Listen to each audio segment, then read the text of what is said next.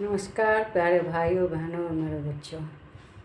ये समझिए कि किस्सा उस समय का है जब पांडु जंगल में रहते थे। वन में अपनी दोनों पत्नी कुंती और माधवी के साथ रह रहे थे।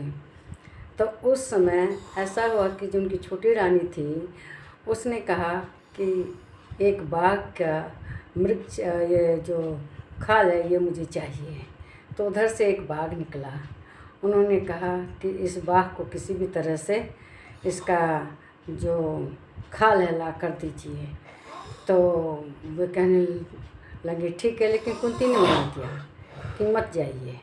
लेकिन वो तब भी माधवी के कहने से लेकर धनुष और बाण चल दिए और जाकर उस बाघ का पीछा किए जंगल में। वो तो निकल गया, झाड़ी में छिप गया, लेकिन उसकी आवाज़ आई। कुछ आवाज़ सुनकर वे उधर आवाज़ की तरफ उन्होंने अपना निशाना साध दिया और उधर तीर छोड़ दिया। लेकिन उससे ये हुआ कि बाघ को न लगकर एक ऋषि दंपत्ति था, पति पत्नी, उसमें पत्नी के शरीर को छेदते हुए पार हो गया। तो गए वहाँ ऋषि से माफ़ी मांगी, लेकिन ऋषि तो बहुत दुख कष्ट में थे। उनकी पत्नी उनके सामने मरी जा रही थी।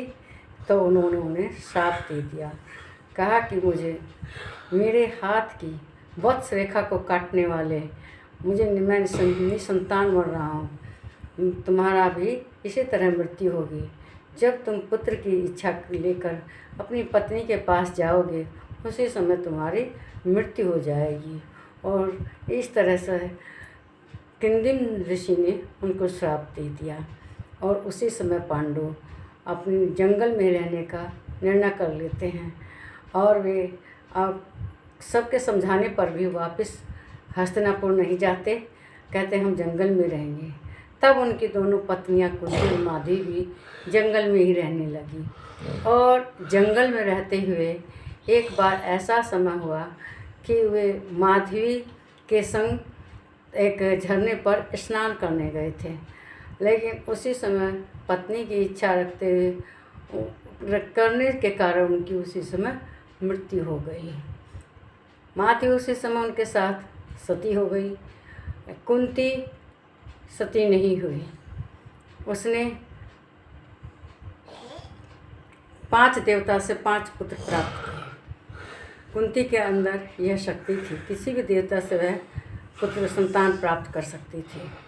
और इस तरह से पांडु के 5 पुत्र हुए, लेकिन कुंती पुत्रहीन ही वो कहना जो पांडु थे पुत्र पैदा किए बिना ही दुनिया से चले गए।